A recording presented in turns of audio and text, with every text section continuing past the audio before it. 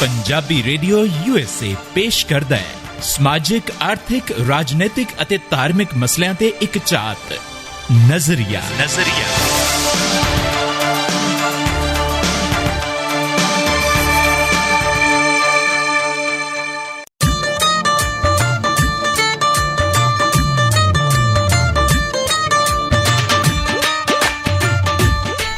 Punjabi radio USA ਦੇ ਨਾਲ ਇਸ ਵੇਲੇ ਤੁਸੀਂ ਜੁੜ ਚੁੱਕੇ ਹੋ ਜੀ। ਸਾਡੀ ਆਵਾਜ਼ ਦੀ ਉਂਗਲ ਫੜ ਕੇ ਤੁਸੀਂ ਪੰਜਾਬੀ ਰੇਡੀਓ USA ਦੇ ਇਸ ਬਿਹਤਰੀਨ ਪ੍ਰੋਗਰਾਮ ਨਜ਼ਰੀਆ ਦੇ ਖੂਬਸੂਰਤ ਸਫ਼ਰ ਤੇ ਨਿਕਲਣਾ ਹੈ। ਸੱਜਣੋ, ਮਿੱਤਰੋ, ਪਿਆਰਿਓ, ਬੇਲੀਓ, ਸਹੇਲੀਓ, ਤੁਹਾਡਾ ਸਾਰਿਆਂ ਦਾ ਦਿਲੀ ਇਸਤਕਬਾਲ ਕਰਦੇ ਹਾਂ ਜੀ। ਮੈਂ ਹਾਂ ਤੁਹਾਡਾ ਆਪਣਾ ਚਰਨਜੀਤ ਜੋਗੀ ਤੇ ਮੈਂ ਹਾਂ ਰਮਨੀਕ ਕੌਰ। ਰਮਣੀਕ ਕੌਰ ਜੀ, ਕੀ ਹਾਲੇ ਚਾਲੇ ਨੇ? ਬਹੁਤ ਹੀ ਵਧੀਆ, ਇੱਕਦਮ ਚੜ੍ਹਦੀ ਕਲਾ। ਬਸ ਚੜ੍ਹਦੀ ਕਲਾ ਦੇ ਵਿੱਚ ਬੰਦੇ ਨੂੰ ਰਹਿਣਾ ਚਾਹੀਦਾ, ਬਾਗੋ ਬਾਗ ਗਾਰਡਨ ਰਹਿਣਾ ਚਾਹੀਦਾ ਹੈ। ਹਮੇਸ਼ਾ ਜ਼ਿੰਦਗੀ ਦੇ ਵਿੱਚ ਜਦ ਵੀ ਕਿਸੇ ਨੂੰ ਮਿਲੋ, ਖਿੜੇ ਮੱਥੇ ਮਿਲੋ, ਕਿਉਂਕਿ ਜੇਕਰ ਤੁਹਾਡੇ ਮੱਥੇ ਤੇ 7 ਭਾਂਡੇ ਭੱਜੇ ਹੋਣਗੇ, ਅਗਲੇ ਦਾ ਵੀ ਫਿਰ ਮੂਡ ਉਦਾਂ ਦਾ ਹੀ ਹੋ ਜਾਂਦਾ, ਅਗਲੇ ਦਾ ਵੀ ਚਾਹ ਲੱਥ ਜਾਂਦਾ, ਅਗਲਾ ਵੀ ਕਹਿੰਦਾ ਇਹ ਬੰਦਾ ਭਾਵੇਂ ਮੇਰੇ ਮੱਥੇ ਹੀ ਲੱਥ ਜਾਵੇ। ਬਿਲਕੁਲ ਜੀ। ਔਰ ਕਈ ਵਾਰੀ ਅਸੀਂ ਕਈਆਂ ਦੀਆਂ ਗੱਲਾਂ ਨੂੰ ਜਰ ਵੀ ਲੈਨੇ, ਕਹਿੰਦੇ ਨੇ ਜੋ ਤੂੰ ਕਹਿਣਾ ਜਰਦਾ ਨਹੀਂ ਮੈਂ, ਤੇਰਾ ਕਿਹੜਾ ਕਰਦਾ ਨਹੀਂ ਮੈਂ, ਜੋ ਹੋਈ ਦੇਖੀ ਜਾਊਗੀ, ਫਿਕਰ ਨਾ ਕਰੀ ਮਰਦਾ ਨਹੀਂ ਮੈਂ, ਠੇਡੇ ਖਾ ਖਾ ਢੀਠ ਹੋ ਗਿਆ, ਇੰਨੀ ਛੇਤੀ ਹਰਦਾ ਨਹੀਂ ਮੈਂ। ਹਾਂ, ਚੜ੍ਹਦੀ ਕਲਾ ਦੇ ਵਿੱਚ ਰਹਿਣਾ ਚਾਹੀਦਾ, ਹਾਰ ਨਹੀਂ ਮੰਨਣੀ ਚਾਹੀਦੀ। ਔਰ ਨਾਲੇ ਉਦਾਂ ਵੀ ਜਿਹੜੇ ਤੇਰੇ ਵਰਗੇ ਢੀਠ ਬੰਦੇ ਹੁੰਦੇ ਨਾ, ਉਹ ਤਾਂ ਕਿਸੇ ਦੀ ਨਹੀਂ। ਲਓ ਜੀ, ਪੰਜਾਬੀ ਰੇਡੀਓ USA ਤੁਸੀਂ ਸੁਣ ਰਹੇ ਹੋ ਤੇ ਗੱਲਾਂ ਬਾਤਾਂ ਅੱਜ ਅਸੀਂ ਬਹੁਤ ਕਰਨੀਆਂ। ਮੈਨੂੰ ਯਾਦ ਆ ਰਿਹਾ ਆਪਣਾ ਮਲੇਸ਼ੀਆ ਦਾ ਟੂਰ। ਮੈਂ ਮਲੇਸ਼ੀਆ ਜਦੋਂ ਗਿਆ ਤੇ ਮੈਂ ਜਦੋਂ ਨਾ ਲੰਘਣ ਲੱਗਾ, ਮੇਰੇ ਕੁਆਲਾਲੰਪੁਰ ਦੇ ਵਿੱਚ ਹੋਟਲ ਦੇ ਰਾਹ ਦੇ ਵਿੱਚ ਨਾ ਇੱਕ ਆਫਿਸ ਸੀ। ਉਸ ਆਫਿਸ ਦੇ ਬਾਹਰ ਲਿਖਿਆ ਸੀ ਕਰਪਾਲ ਸਿੰਘ, ਮੈਂਬਰ ਪਾਰਲੀਮੈਂਟ। ਕਿਆ ਬਾਤ। ਮੈਂ ਬੜਾ ਖੁਸ਼ ਹਾਂ। ਮੈਂ ਕਿਹਾ ਯਾਰ, ਸਾਡੇ ਪੰਜਾਬੀ ਭਰਾ ਹਰ ਪਾਸੇ ਛਾਏ ਫਿਰਦੇ ਆ ਤੇ ਕਿਉਂ ਨਾ ਫਿਰ ਹੁਣ ਕਰਪਾਲ ਸਿੰਘ ਉਹਨਾਂ ਨੂੰ ਮਿਲਿਆ ਜਾਵੇ। ਲਓ ਜੀ, ਮੈਂ ਫਿਰ ਸਿੱਧਾ ਪੈਰ ਖਿਸਕਾਉਂਦਾ ਉਹਨਾਂ ਦੇ ਦਫ਼ਤਰ ਜਾ ਵੜਿਆ।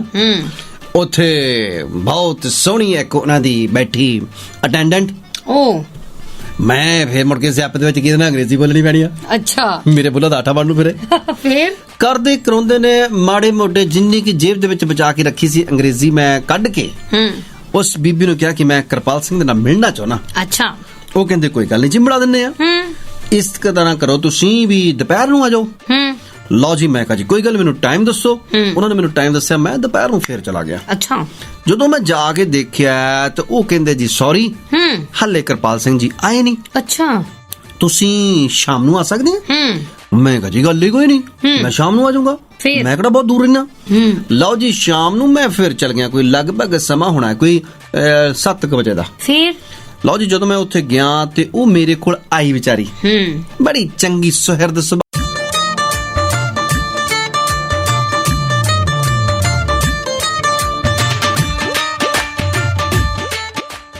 ਤੁਸੀਂ ਸੁਣ ਰਹੇ ਜੀ ਪੰਜਾਬੀ ਰੇਡੀਓ USA। ਰਮਨੀਕ ਕੌਰ ਤੇ ਚਰਨਜੀਤ ਜੋਗੀ ਤੁਹਾਡੇ ਨਾਲ ਨੇ ਤੇ ਅੱਜ ਅਸੀਂ ਆਪਣੀ ਮਲੇਸ਼ੀਆ ਡਾਇਰੀ ਖੋਲ ਕੇ ਬੈਠੇ ਆ। ਮੇਰਾ ਮਲੇਸ਼ੀਆ ਸਫ਼ਰਨਾਮਾ ਬਾਈ ਚਰਨਜੀਤ ਜੋਗੀ। ਦੇਖੋ, ਗੱਲ ਹੈਗੀ ਇਦਾਂ, ਹਰ ਇੱਕ ਥਾਂ ਤੋਂ ਤੁਹਾਨੂੰ ਕੋਈ ਚੀਜ਼ ਸਿੱਖਣ ਨੂੰ ਮਿਲਦੀ ਹੈ। ਬਿਲਕੁਲ। ਲਓ ਜੀ, ਗੱਲ ਹੈਗੀ ਇਦਾਂ, ਉਹ ਮੇਰੇ ਕੋਲ ਆਈ, ਕਹਿੰਦੀ ਜੀ ਤੁਸੀਂ 3 ਵਾਰੀ ਆਏ ਹੋ। ਅੱਛਾ। ਸਾਨੂੰ ਉਸ ਗੱਲ ਦਾ ਅਫਸੋਸ ਆ ਕਿ ਅਸੀਂ ਤੁਹਾਡੇ 3 ਗੀੜੇ ਮਰਵਾਤੇ, ਪਰ ਤੁਸੀਂ ਸਾਨੂੰ ਕੰਮ ਦੱਸੋ ਕੀ ਹੈ। ਆਪਣੇ ਇੱਥੇ ਲੀਡਰ ਇਦਾਂ ਕਿਉਂ ਨਹੀਂ ਕਹਿੰਦੇ ਤੇ 40,000 ਗੇੜਾ ਮਾਰ ਲੋ ਤਾਂ ਵੀ ਨਹੀਂ ਅਗਲੇ ਮੱਥੇ ਤੇ ਵੱਟ ਪਾਉਂਦੇ। ਇਹ ਬਿਲਕੁਲ ਨਹੀਂ ਕਹਿੰਦੇ ਵੀ ਤੂੰ ਇੰਨੀ ਵਾਰੀ ਮੇਰੇ ਕੋਲ ਆਇਆ। ਹਾਂ, ਹੁਣ ਜ਼ਰੂਰ ਤੁਰ ਕੇ ਆਉਣਗੇ ਆਪ, ਕਿਉਂਕਿ ਵੋਟਾਂ ਨੇ। ਮੈਂ ਯਾਰ ਉਸ ਨਾ ਉਹਦੀ ਫੈਕਟਰੀ ਦੇ ਪ੍ਰਤੀ ਮੇਰੇ ਦਿਲ ਦੇ ਵਿੱਚ ਸਤਿਕਾਰ ਜਾਗ ਗਿਆ, ਅਰਮਾਨ ਜਗਾਉਣ ਲੱਗੀ ਸੀ। ਆਹੋ, ਹੋਰ ਹੀ ਪਾਸੇ ਲੈ ਜਾਂਦੀ ਮੈਨੂੰ। ਫਿਰ ਸਤਿਕਾਰ ਜਾਗ ਗਿਆ ਯਾਰ, ਜਿੰਨੀ ਸੋਹਣੀ ਆਪ ਆ ਉਹਨੇ ਸੋਹਣੇ ਦੇ ਵਿਚਾਰ ਆ। ਹਾਂਜੀ, ਵੀ ਕਿੰਨਾ ਵਿਚਾਰਾ ਇਹ ਮੇਰੇ ਦਿਲ ਦੇ ਵਿੱਚ, ਤੁਸੀਂ ਆਪ ਹਿਸਾਬ ਲਾ ਲਓ ਕਿ ਕਿੰਨਾ ਸਤਿਕਾਰ ਵੱਧ ਗਿਆ ਹੋਊਗਾ। ਲਓ ਜੀ, ਫਿਰ ਉਹ ਮੈਨੂੰ ਕਹਿੰਦੀ ਤੁਹਾਨੂੰ ਕੋਈ ਕੰਮ ਆ ਤਾਂ ਦੱਸੋ। ਅੱਛਾ। ਮੈਂ ਕਿਹਾ ਜੀ ਕੰਮ ਤਾਂ ਕੋਈ ਨਹੀਂ, ਮੈਂ ਸਿਰਫ ਇਸ ਕਰਕੇ ਉਹਨਾਂ ਨੂੰ ਮਿਲਣਾ ਚਾਹੁੰਦਾ ਕਿ ਮੈਨੂੰ ਖੁਸ਼ੀ ਇਸ ਗੱਲ ਦੀ ਹੈ ਕਿ ਉਹ ਸਾਡੇ ਪੰਜਾਬੀ ਨੇ। ਕਿਆ ਬਾਤ। ਮੈਂ ਵੀ ਉਹਨਾਂ ਦੀ ਜਨਮ ਭੂਮੀ ਤੋਂ ਆਇਆ, ਉਹਨਾਂ ਨੂੰ ਮਿਲਣਾ ਚਾਹੁੰਦਾ, ਭਾਵੇਂ ਮੈਂ 5 ਮਿੰਟ ਮਿਲਾਂ, ਮੈਨੂੰ ਮਿਲ ਜ਼ਰੂਰ ਪੈਣ। ਤਾਂ ਫਿਰ ਉਹ ਮੈਨੂੰ ਕਹਿੰਦੀ ਗੱਲ ਹੀ ਕੋਈ ਨਹੀਂ। ਤੁਹਾਡਾ ਸਵਾਗਤ ਹੈ ਪੰਜਾਬੀ ਰੇਡੀਓ USA। ਟਿਊਨ ਕੀਤਾ ਤੁਸੀਂ ਰਮਨੀਕ ਕੌਰ ਤੇ ਚਰਨਜੀਤ ਜੋਗੀ ਤੁਹਾਡੇ ਨਾਲ ਨੇ। ਤੇ ਚਰਨਜੀਤ ਜੋਗੀ ਨੂੰ ਜਦੋਂ ਉਹ ਸੈਕਟਰੀ ਮਿਲਾਉਂਦੀ ਹੈ ਤੇ ਕੀ ਹੁੰਦਾ ਹੈ, ਏਦਾਂ ਦੱਸਦੇ ਨੇ। ਲਓ ਜੀ ਮੈਨੂੰ ਉਹਨੇ ਤੀਸਰੀ ਮੰਜ਼ਲ ਦੇ ਉੱਪਰ ਭੇਜ ਦਿੱਤਾ। ਓਏ ਹੋਏ। ਲਓ ਜੀ ਜਦੋਂ ਮੈਂ ਜਾ ਰਿਹਾ ਪਹਿਲੀ ਮੰਜ਼ਲ ਤੇ ਕਿਤਾਬਾਂ ਹੀ ਕਿਤਾਬਾਂ, ਓ ਵਾਹ। ਦੂਸਰੀ ਮੰਜ਼ਲ ਤੇ ਕਿਤਾਬਾਂ ਹੀ ਕਿਤਾਬਾਂ, ਬੱਲੇ। ਉਹਦੀ ਆਪਣੀ ਲਾਇਬ੍ਰੇਰੀ। ਬਈ ਇਹ ਤੇ ਬਹੁਤ ਵਧੀਆ ਗੱਲ ਹੈ, ਇੱਕ ਤਾਂ ਲੀਡਰ ਉਤੋਂ ਪੜ੍ਹਿਆ ਲਿਖਿਆ, ਤੀਜਾ ਲਾਇਬ੍ਰੇਰੀ, ਵਕਾਲਤ ਦੀਆਂ ਕਿਤਾਬਾਂ, ਓਹ ਐਡੀਆਂ ਮੋਟੀਆਂ ਮੋਟੀਆਂ ਤੇਰੇ ਮੂੰਹ ਜਿਹੜੀਆਂ ਅੱਛਾ। ਮੈਂ ਕਿਤਾਬਾਂ ਦੇਖ ਕੇ ਬੜਾ ਹੈਰਾਨ ਪਰੇਸ਼ਾਨ ਆ। ਤੇ ਲਓ ਜੀ ਜਦੋਂ ਮੈਂ ਅੰਦਰ ਗਿਆ ਉਹਨਾਂ ਨੂੰ ਮਿਲਿਆ ਤਾਂ ਉਹਨਾਂ ਨੇ ਮੈਨੂੰ ਦੱਸਿਆ ਕਿ ਮੈਂ ਪੇਸ਼ੇ ਵਜੋਂ ਵਕੀਲ ਆ। ਕੀ ਬਾਤ। ਅੱਜ ਮੈਂ ਤੁਹਾਨੂੰ ਮਿਲ ਨਹੀਂ ਸਕਿਆ, ਮੈਨੂੰ ਪਤਾ ਲੱਗਾ ਕਿ ਤੁਸੀਂ 3 ਵਾਰੀ ਆਏ। ਐਨ ਗੂੜ ਪੰਜਾਬੀ ਦੇ ਵਿੱਚ ਮੇਰੇ ਨਾਲ ਗੱਲਾਂ ਬਾਤਾਂ ਕੀਤੀਆਂ। ਵਾਹ। ਮੇਰਾ ਤਾਂ ਮਨ ਥੋੜਾ ਜਿਹਾ ਹੋਰ ਵੀ ਸੌਖਾ ਸੁਖਾਲਾ ਹੋਇਆ ਕਿ ਚਲੋ ਯਾਰ ਵੀ ਬੰਦਾ ਤਾਂ ਪੰਜਾਬੀ ਟੱਕਰਿਆ ਕੋਈ। ਲਓ ਜੀ ਉਹਨਾਂ ਨੇ ਮੈਨੂੰ ਦੱਸਿਆ ਕਿ ਮੈਂ ਪੇਸ਼ੇ ਵਜੋਂ ਵਕੀਲ ਆ ਤੇ ਮੈਂ ਵਕਾਲਤ ਕਰਕੇ ਰੋਟੀ ਖਾਣਾ। ਠੀਕ ਹੈ ਜੀ। ਤੇ ਆ ਜਿਹੜਾ ਮੇਰਾ ਮੁੰਡਾ ਗੋਬਿੰਦ ਸਿੰਘ, ਇਹ ਵੀ ਵਕੀਲ ਆ, ਓਹੋ, ਇਹ ਵੀ ਐਮਪੀ ਆ। ਬੱਲੇ। ਮੈਂ ਵੀ ਐਮਪੀ ਆ। ਸਾਡਾ ਇੱਕ ਹੋਰ ਮੁੰਡਾ ਆ, ਉਹ ਵੀ ਐਮਪੀ ਆ। ਬੱਲੇ। ਇੱਕ ਘਰ ਦੇ ਵਿੱਚ 3 ਐਮਪੀ। ਉਸ ਵੇਲੇ ਗੋਬਿੰਦ ਸਿੰਘ ਉਹਨਾਂ ਦੇ ਨਾਲ ਵੀ ਸੀਗੇ ਤੇ ਉਹੀ ਗੋਬਿੰਦ ਸਿੰਘ ਦਿਓ।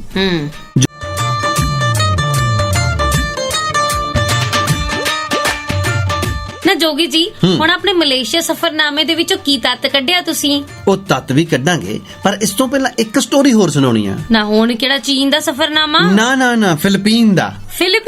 ਫਿਲੀਪੀਨ ਦਾ ਮੈਂ ਨਹੀਂ ਗਿਆ। ਹਾਂ। ਫਿਲੀਪੀਨ ਦੇ ਰਾਸ਼ਟਰਪਤੀ ਰੋਡਰਿਗੋ ਦੁਤਰਤੋ, ਉਹ ਇੰਡੀਆ ਆਏ ਇੱਕ ਵਾਰੀ। ਅੱਛਾ। ਇੰਡੀਆ ਆਣ ਕੇ ਉਹਨਾਂ ਨੇ ਭਾਰਤੀ ਸੰਸਦ ਨੂੰ ਸੰਬੋਧਨ ਕੀਤਾ। ਉਸ ਤੋਂ ਬਾਅਦ ਉਹ ਭਾਰਤੀ ਸੰਸਦ ਮੈਂਬਰਾਂ ਦੇ ਨਾਲ ਉਹਨਾਂ ਨੇ ਮੁਲਾਕਾਤ ਕੀਤੀ, ਜਿੱਦਾਂ ਮੈਂ ਕੀਤੀ। ਅੱਛਾ।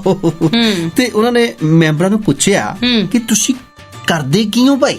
ਅਗਲੇ ਨੇ ਕੀ ਕਿਹਾ ਅੱਗੋਂ ਕਿ ਜਨਾਬ ਸਾਡੇ ਤਾਂ ਫਾਰਮ ਹਾਊਸ ਨੇ, ਸਾਡੇ ਕੋਲ ਤੇ ਬਹੁਤ ਸਾਰੀ ਪ੍ਰਾਪਰਟੀ ਹੈ ਜੋ ਅਸੀਂ ਨਜਾਇਜ਼ ਤਰੀਕੇ ਨਾਲ ਧਿਆਈ ਹੋਈ ਹੈ। ਨਹੀਂ ਸਾਡੀ ਤਾਂ ਸ਼ਰਾਬ ਦੀਆਂ ਫੈਕਟਰੀਆਂ ਜੀ। ਉਹ ਨਹੀਂ ਉਹਨਾਂ ਦੇ ਤਾਂ ਰੰਗ ਹੀ ਉੱਡ ਗਏ। ਅੱਛਾ। ਵੀ ਇਹ ਬੰਦੇ ਨੇ ਕੈਸਾ ਵਾਹ ਯਾਦ ਸਵਾਲ ਪੁੱਛ ਲਿਆ ਸਾਨੂੰ। ਅਸੀਂ ਕੀ ਕਰਦੇ ਆ? ਦੱਸ ਭਲਾ ਵੀ ਅਸੀਂ ਐਮਪੀ ਆ ਯਾਰ। ਲਓ ਜੀ ਉਹਨਾਂ ਨੇ ਲੱਗਾ ਕਿ ਯਾਰ ਇਹਨਾਂ ਨੂੰ ਸਮਝ ਨਹੀਂ ਆਇਆ ਕਰੇ ਸਵਾਲ, ਵੀ ਆਪਾਂ ਸਵਾਲ ਬਦਲ ਲਈਏ। ਉਹਨਾਂ ਨੇ ਫਿਰ ਸਵਾਲ ਬਦਲ ਕੇ ਦੂਸਰੇ ਤਰੀਕੇ ਨਾਲ ਕੀਤਾ। ਕੀ ਕੀਤਾ ਤੇ ਜਵਾਬ ਕੀ ਆਇਆ ਉਹਦੇ ਬਾਰੇ ਲਓ ਜੀ, ਗਾਣੇ ਤੋਂ ਬਾਅਦ ਇੱਕ ਵਾਰੀ ਫੇਰ ਤੋਂ ਤੁਹਾਡਾ ਸਵਾਗਤ। ਤੁਸੀਂ ਸੁਣ ਰਹੇ ਹੋ ਰਮਨੀਕ ਕੌਰ ਤੇ ਚਰਨਜੀਤ ਜੋਗੀ ਦੇ ਨਾਲ ਪ੍ਰੋਗਰਾਮ ਨਜ਼ਰੀਆ। ਕੀ ਹੁੰਦਾ ਉਸ ਤੋਂ ਬਾਅਦ ਦੱਸਦੇ ਨੇ ਚਰਨਜੀਤ ਜੋਗੀ। ਲਓ ਜੀ, ਭਾਰਤੀ ਸੰਸਦ ਮੈਂਬਰਾਂ ਨੂੰ ਇਹ ਸਮਝ ਨਹੀਂ ਆਇਆ ਕਿ ਰਾਸ਼ਟਰਪਤੀ ਫਿਲੀਪੀਨ ਦਾ ਸਾਡੇ ਕੋਲ ਜਾਣਨਾ ਕੀ ਚਾਹੁੰਦਾ। ਉਹਨਾਂ ਨੇ ਤੇ ਇਹੀ ਕਿਹਾ ਸੀ ਕਰਦੇ ਕੀ ਹੋ। ਹਾਂ, ਉਹਨੇ ਆਪਣਾ ਫਿਰ ਸਵਾਲ ਬਦਲਿਆ ਕਿਉਂਕਿ ਮੇਰੇ ਵਰਗਾ ਸਿਆਣਾ ਸੀ। ਅੱਛਾ। ਅਗਲੇ ਨੇ ਆਪਣਾ ਸਵਾਲ ਥੋੜਾ ਜਿਹਾ ਸੌਖਾ ਕੀਤਾ, ਕਹਿੰਦਾ ਯਾਰ ਤੁਹਾਡੀ ਸੋਰਸ ਆਫ ਇਨਕਮ ਕੀ ਹੈ? ਬੱਲੇ। ਤੁਹਾਨੂੰ ਪੈਸਾ ਕਿੱਥੋਂ ਆਉਂਦਾ ਹੈ? ਹਾਂ। ਲਓ ਜੀ, ਬਹੁਤੇ ਸੰਸਦ ਮੈਂਬਰਾਂ ਨੇ ਤਾਂ ਕਿਹਾ ਵੀ ਸਾਡੀ ਆਮਦਨੀ ਜਿਹੜੀ ਆ ਨਾ ਰਾਜਨੀਤੀ ਦੇ ਵਿੱਚੋਂ ਹੀ ਆਉਂਦੀ ਹੈ। ਲਓ ਜੀ, ਸਾਡੇ ਭੱਤੇ ਆ, ਤਨਖਾਹ ਆ, ਪੈਨਸ਼ਨ, ਆਹੀ ਆਮਦਨ ਦੇ ਸਰੋਤ ਆ। ਹੋਰ ਕਿਹੜੇ ਸਾਡੇ ਇੱਥੇ ਸ਼ੈਲਰ ਚੱਲਦੇ ਆ, ਵਿਟਰਾਲੇ ਚੱਲਦੇ ਆਹੋ। ਅੱਛਾ, ਸੁੱਖ ਮਹਿਲ ਭੁੱਲ ਗਏ। ਦੇਖੋ ਉਹ ਤਾਂ ਬਾਅਦ ਦੀਆਂ ਗੱਲਾਂ ਆ, ਠੀਕ ਹੈ ਨਾ ਜੀ। ਉਹਨਾਂ ਨੇ ਬੰਦਾ ਪੁੱਛੇ ਪੈਸਾ ਲਾਉਂਦੇ ਹੋ ਫੇਰ ਹੀ ਰਾਜਨੀਤੀ ਚਾਹੁੰਦੇ ਹੋ, ਐਵੇਂ ਨਹੀਂ ਟਿਕਟਾਂ ਮਿਲਦੀਆਂ ਤੁਹਾਨੂੰ। ਯਾਰ ਗੱਲ ਤਾਂ ਆਹੀ ਹੈ। ਪੰਜਾਬੀ ਰੇਡੀਓ ਯੂਐਸਏ ਰਮਨੀਕ ਕੌਰ ਤੇ ਚਰਨਜੀਤ ਜੋਗੀ ਤੁਹਾਡੇ ਨਾਲ ਨੇ। ਪ੍ਰੋਗਰਾਮ ਚੱਲ ਰਿਹਾ ਜੀ ਇਸ ਵੇਲੇ ਨਜ਼ਰੀਆ। ਉਸ ਤੋਂ ਬਾਅਦ ਕੀ ਹੋਇਆ? ਲਓ ਜੀ, ਰੋਡਰਿਗੋ ਦੁਤਰਤੇ ਬੜੇ ਹੈਰਾਨ ਹੋਏ ਕਿ ਯਾਰ ਇੰਨੀ ਵੱਡੀ ਗਿਣਤੀ ਵਾਲਾ ਇੱਕ ਵਿਕਾਸਸ਼ੀਲ ਲੋਕਤੰਤਰੀ ਪ੍ਰਣਾਲੀ, ਇੱਕ ਐਡਾ ਵੱਡਾ ਦੇਸ਼, ਇੰਨੇ ਸੰਸਦ ਮੈਂਬਰ, ਮੰਤਰੀ, ਰਾਸ਼ਟਰਪਤੀ ਸਿਰਫ ਤਨਖਾਹ ਤੇ ਭੱਤਿਆਂ ਦੇ ਉੱਪਰ ਹੀ ਨਿਰਭਰ। ਤੇ ਪੈਸਾ ਸਿਰਫ ਲੋਕਾਂ ਤੋਂ ਟੈਕਸ ਨਾਲ ਇਕੱਠਾ ਕੀਤਾ ਜਾਂਦਾ ਹੈ। ਹਾਂ, ਤੇ 10 ਯਾਰ ਲੋਕਾਂ ਦਾ ਪੈਸਾ ਇਹ ਉਹਨਾਂ ਦਾ ਹੀ ਸਿਰ ਮੁੰਨੀ ਜਾਂਦੇ ਆ। ਤੇ ਫਿਰ ਤੇਰੇ ਵਰਗੇ ਨੇ ਇੱਕ ਨੇ ਹੋਰ ਨੇ ਖਚਰਾ ਜਿਹਾ ਹੱਸਦੇ ਪੁੱਛ ਲਿਆ, ਕਹਿੰਦਾ ਵੀ ਤੁਸੀਂ ਕੀ ਕਰਦੇ ਹੋ? ਅੱਛਾ, ਸਾਨੂੰ ਤਾਂ ਪੁੱਛ ਲਿਆ ਮੂੰਹ ਪਾੜ ਕੇ, ਆਪਣਾ ਵੀ ਦੱਸੋ। ਆਪਣਾ ਵੀ ਦੱਸੋ। ਤਾਂ ਫਿਰ ਉਹਨਾਂ ਨੇ ਕਿਹਾ ਕਿ ਮੈਂ ਪੇਸ਼ੇ ਵਜੋਂ ਨਾ ਕਿਸਾਨ ਆ, ਫਾਰਮਰ ਆ, ਠੀਕ ਹੈ। ਮੈਂ ਆਪਣੀ ਆਮਦਨੀ ਦਾ ਮੁੱਖ ਸਰੋਤ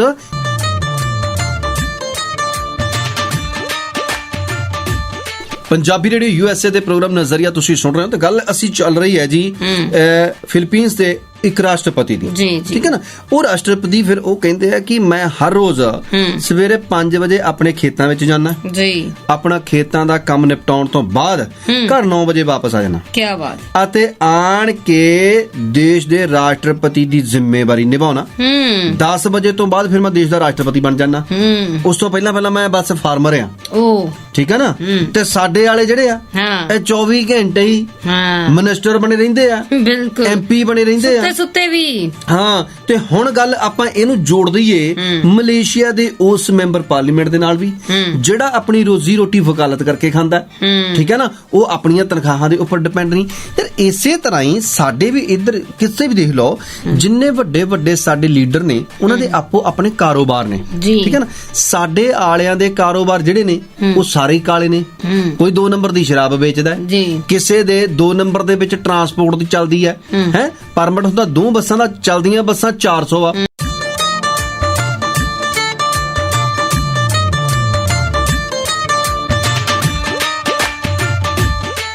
ਤੁਸੀਂ ਸੁਣ ਰਹੇ ਜੀ ਪੰਜਾਬੀ ਰੇਡੀਓ USA, ਰਮਨੀਕ ਕੌਰ ਤੇ ਚਰਨਜੀਤ ਜੋਗੀ ਤੁਹਾਡੇ ਨਾਲ ਨੇ। ਪ੍ਰੋਗਰਾਮ ਚੱਲ ਰਿਹਾ ਜੀ ਇਸ ਵੇਲੇ ਨਜ਼ਰੀਆ। ਨਾ ਸਿਰਫ ਇਹਨਾਂ ਨੇ ਰਾਜਨੀਤੀ ਨੂੰ ਇਨਕਮ ਆਫ ਸੋਰਸ ਬਣਾ ਲਿਆ, ਬਲਕਿ ਰਾਜਨੀਤੀ ਦੇ ਦਮ ਤੇ ਹੀ ਇਹ ਕਾਲੇ ਧੰਦੇ ਕਰਦੇ ਨੇ। ਇਹਨਾਂ ਨੂੰ ਪਤਾ ਹੈ ਕਿ ਜੇ ਸੱਤਾ ਹੈ, ਜੇ ਪਾਵਰ ਹੈ, ਤੇ ਜਦੋਂ ਪਾਵਰ ਦੇ ਵਿੱਚ ਆਵਾਂਗੇ 4-6 ਹੋਰ ਘੁਟਾਲੇ ਕਰਾਂਗੇ ਤੇ ਹੋਰ ਨਵੀਆਂ ਪ੍ਰਾਪਰਟੀਆਂ ਬਣਾਵਾਂਗੇ।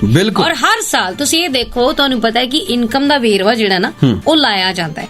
ਤੁਹਾਨੂੰ ਯਾਦ ਹੋਏਗਾ ਜਦੋਂ ਸੁਖਬੀਰ ਬਾਦਲ ਹੋਰਾਂ ਨੇ 10 ਸਾਲਾਂ ਬਾਅਦ ਆਪਣੀ ਦੁਬਾਰਾ ਨੋਮੀਨੇਸ਼ਨ ਫਿਲ ਕੀਤੀ ਸੀ ਨਾ, ਤੇ ਉਹਨਾਂ ਦੀ ਇਨਕਮ ਵੀ 4 ਗੁਣਾ ਵੱਧ ਸੀ। ਦੇਖੋ ਗੱਲ ਇਹ ਹੈ ਕਿ ਉਹਨਾਂ ਦੇ ਤਾਂ ਵੱਡੇ ਵੱਡੇ ਹੋਟਲ ਆ।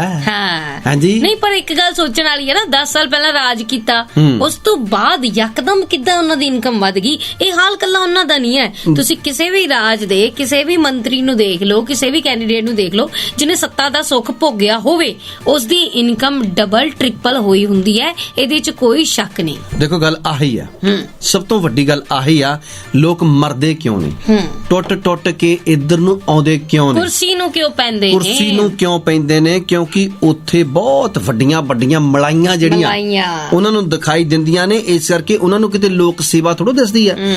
ਇੱਕ ਜਿਹੜਾ MP ਬਣਨ ਨੂੰ ਫਿਰਦਾ ਬੰਦਾ, ਜੇਕਰ ਉਹਦੀ 400 ਕਰੋੜ ਟਰਨ ਓਵਰ ਹੈਗੀ ਆ, ਉਹ ਕਹਿੰਦਾ ਮੈਂ ਦੇਸ਼ ਦੀ ਸੇਵਾ ਕਰਨੀ। ਵੀ ਜੇ ਤੇਰੇ ਕੋਲ 400 ਕਰੋੜ ਸਾਲ ਦੀ ਟਰਨ ਓਵਰ ਹੈਗੀ। ਰਮਨੀਕ ਕੌਰ ਤੇ ਚਰਨਜੀਤ ਜੋਗੀ ਤੁਹਾਡੇ ਨਾਲ ਨੇ। ਪ੍ਰੋਗਰਾਮ ਚੱਲ ਰਿਹਾ ਜੀ ਇਸ ਵੇਲੇ ਨਜ਼ਰੀਆ। ਜੋਗੀ ਜੀ, ਮੈਂ ਪੜ੍ਹ ਰਹੀ ਸੀ ਕਿਤੇ ਵੀ ਇੱਕ ਐਂਟਰਪ੍ਰੀਨਿਓਰ ਨੇ ਇੰਨੀ ਗੱਲ ਕਹੀ ਹੈ ਕਿ ਅਸਲ ਦੇਸ਼ ਦਾ ਹੀਰੋ ਜਿਹੜਾ ਨਾ, ਉਹਨੂੰ ਉਦਯੋਗਪਤੀਆਂ ਨੂੰ ਕਹਿਣਾ ਚਾਹੀਦਾ। ਬਿਲਕੁਲ ਕਹਿਣਾ ਚਾਹੀਦਾ। ਜਿੰਨੇ ਹੀਰੋ ਨੇ ਨਾ, ਜਿਨ੍ਹਾਂ ਨੂੰ ਤੁਸੀਂ ਹੀਰੋ ਕਹਿੰਦੇ ਹੋ, ਉਹਨਾਂ ਨੂੰ ਹੀਰੋ ਨਹੀਂ, ਉਹਨਾਂ ਨੂੰ ਐਂਟਰਟੇਨਰ ਕਹਿਣਾ ਚਾਹੀਦਾ। ਹੀਰੋ ਸ਼ਬਦ ਜਿਹੜਾ ਸਿਰਫ ਉਹਨਾਂ ਦੇ ਲਈ ਹੋਣਾ ਚਾਹੀਦਾ ਜਿਨ੍ਹਾਂ ਦੇ ਦਮ ਤੇ ਦੇਸ਼ ਚੱਲਦਾ ਹੈ। ਹੀਰੋ ਜਾਂ ਤਾਂ ਸੈਨਿਕ ਹੁੰਦੇ ਨੇ, ਜਾਂ ਫਿਰ ਸਾਡੇ ਐਂਟਰਪ੍ਰੀਨਿਓਰ, ਜਾਂ ਫਿਰ ਸਾਡੇ ਕਿਸਾਨ। ਬਿਲਕੁਲ ਜੀ। ਦੇਖੋ ਜਿਹੜੇ ਪ੍ਰੋਡਕਸ਼ਨ ਦੇ ਵਿੱਚ ਲੱਗੇ ਹੋਏ ਨੇ ਉਹ ਸਾਡੇ ਹੀਰੋ ਨੇ ਜੀ। ਪ੍ਰੋਡਕਸ਼ਨ ਤੇ ਪ੍ਰੋਟੈਕਸ਼ਨ, ਬਿਲਕੁਲ ਸਹੀ ਗੱਲ ਆ। ਔਰ ਇਹ ਜਿਹੜੀਆਂ ਚੀਜ਼ਾਂ ਨੇ, ਇਹਨਾਂ ਦੇ ਵਿੱਚੋਂ ਸਾਡੇ ਹੀਰੋ ਨੇ। ਇਹਨਾਂ ਦੇ ਦਮ ਤੇ, ਇਹਨਾਂ ਦੇ ਦਮਾਂ ਤੇ, ਠੀਕ ਹੈ ਨਾ, ਸਾਡਾ ਦੇਸ਼ ਚੱਲਦਾ ਹੈ। ਔਰ ਜੇਕਰ ਅਸੀਂ ਇਹਨਾਂ ਨੂੰ ਭੁੱਲ ਜਾਈਏ, ਵਿਸਾਰ ਦਈਏ, ਇਹ ਦੇਖੋ ਅੱਜ ਕੱਲ ਕਿਸੇ ਵੀ ਫੌਜ ਵਾਲੇ ਦਾ, ਕਿਸੇ ਵੀ ਲੀਡਰ ਦਾ ਕੋਈ ਵੀ ਬੱਚਾ ਕਿਤੇ ਫੌਜ ਦੇ ਵਿੱਚ ਹੈਗਾ ਨਾ ਜੀ, ਨਾ, ਠੀਕ ਹੈ ਨਾ। ਬਾਹਰਲੇ ਮੁਲਕਾਂ ਦੇ ਵਿੱਚ ਇੱਕ ਮੈਂ ਪਤਾ ਨਹੀਂ ਕਿਹੜੇ ਦੇਸ਼ ਦੀ ਸੀਗੀ, ਮੈਨੂੰ ਯਾਦ ਨਹੀਂ ਆ ਰਿਹਾ, ਉਹਦਾ ਰਾਸ਼ਟਰਪਤੀ ਸੀ, ਉਹਦਾ ਮੁੰਡਾ ਫੌਜ ਦੇ ਵਿੱਚ ਭਰਤੀ ਹੋਇਆ। ਕਿਆ ਬਾਤ। ਔਰ ਉਦੋਂ ਉਹਨੇ ਜੁਆਇਨ ਕਰਨਾ ਸੀ। ਉਹ ਆਪਣਾ ਵਿਦੇਸ਼ ਦੌਰਾ ਛੱਡ ਕੇ ਆਪਣੇ ਦੇਸ਼ ਵਾਪਸ ਆ ਗਿਆ ਕਿ ਮੇਰੇ ਦੇਸ਼ ਦਾ ਫੌਜੀ, ਆਪਣਾ ਪੁੱਤਰ ਨਹੀਂ ਗਿਆ ਉਹਨੇ, ਕਿ ਮੇਰੇ ਦੇਸ਼ ਦਾ ਫੌਜੀ ਆ, ਉਹਨੇ ਅੱਜ ਫੌਜ ਜੁਆਇਨ ਕਰਨੀ ਹੈ, ਮੈਂ ਉਹਦੀ ਜੁਆਇਨਿੰਗ ਤੇ ਪਹੁੰਚਣਾ। ਸੋ ਇਸ ਕਰਕੇ ਮੇਰੇ ਲਈ ਇਹ ਜ਼ਰੂਰੀ ਹੈ। ਮੇਰੇ ਲਈ ਵਿਦੇਸ਼ ਦੌਰਾ ਕੋਈ ਜ਼ਰੂਰੀ ਨਹੀਂ, ਪਰ ਸਾਡੇ ਵਾਲੇ ਚਾਹੁੰਦੇ ਆ ਕਿ ਸਾਡੇ ਨਿਆਣੇ ਸਾਡੀ ਰਾਜਨੀਤੀ ਦੀ ਟਰਮ ਦੇ ਵਿੱਚੋਂ ਵਧੀਆ ਮਲਾਈਦਾਰ ਕੁਰਸੀਆਂ ਦੇ ਉੱਪਰ ਆ ਜਾਣ, ਤਾਂ ਫਿਰ ਜਦੋਂ ਲੋਕ ਕਿਤੇ ਮੁੱਦਾ ਚੱਕਣ,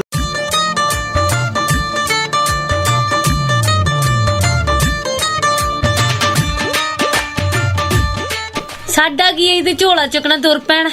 ਫਕੀਰ ਆਦਮੀ ਅਸੀਂ। ਬਿਲਕੁਲ। ਵੈਸੇ ਫਕੀਰ ਆਦਮੀਆਂ ਦੇ ਕੋਲ ਹੁੰਦਾ ਕੱਖ ਨਹੀਂ ਹੈਗਾ, ਕੁਛ ਨਹੀਂ। ਤੇ ਜਿਹੜੇ ਝੋਲੇ ਚੱਕੀ ਫਿਰਦੇ, ਝੋਲਿਆਂ ਦੇ ਵਿੱਚ ਬਹੁਤ ਕੁਛ ਲੁਕੋਈ ਫਿਰਦੇ ਆ। ਠੀਕ ਹੈ ਨਾ। ਇਹ ਝੋਲਾ ਇਹਨਾਂ ਦਾ ਪਤਾ ਨਹੀਂ ਕਦੋਂ ਨੂੰ ਭਰਨਾ ਹੈ। ਭਰ ਜਵੇ ਛੇਤੀ ਅਸੀਂ ਤਾਂ ਕਹਿੰਦੇ ਆ, ਸਾਡਾ ਤੇ ਛੁਟਕਾਰਾ ਹੋਵੇ, ਸਾਡਾ ਛੁਟਕਾਰਾ ਹੋਵੇ। ਹਾਂ, ਚਲੋ ਖੈਰ, ਇਹ ਇਦਾਂ ਹੀ ਚੱਲਦਾ ਰਹਿਣਾ। ਸਾਡੇ ਲੋਕ ਜਿਹੜੇ ਆ ਉਹ ਸਮਝਦਾਰ ਹੋਣ, ਇਹਨਾਂ ਨੂੰ ਇਹਨਾਂ ਦਾ ਰੁਜ਼ਗਾਰ ਪੁੱਛਣ, ਇਹਨਾਂ ਨੂੰ ਇਹਨਾਂ ਦੇ ਕੰਮਕਾਰ ਪੁੱਛਣ ਤਾਂ ਜਾ ਕੇ ਇਹ ਲੋਕ ਸਾਡੇ ਨਾਲ, ਜੇਕਰ ਦੇਖੋ ਜਿਹੜੇ ਤਾਂ ਕਈਆਂ ਦੇ ਨਾਲ ਆੜਾਂ ਘੜਦੇ ਆਉਣਗੇ ਉਹ ਸਾਡਾ ਵੀ ਕੁਝ ਸੋਚਣਗੇ ਜੀ।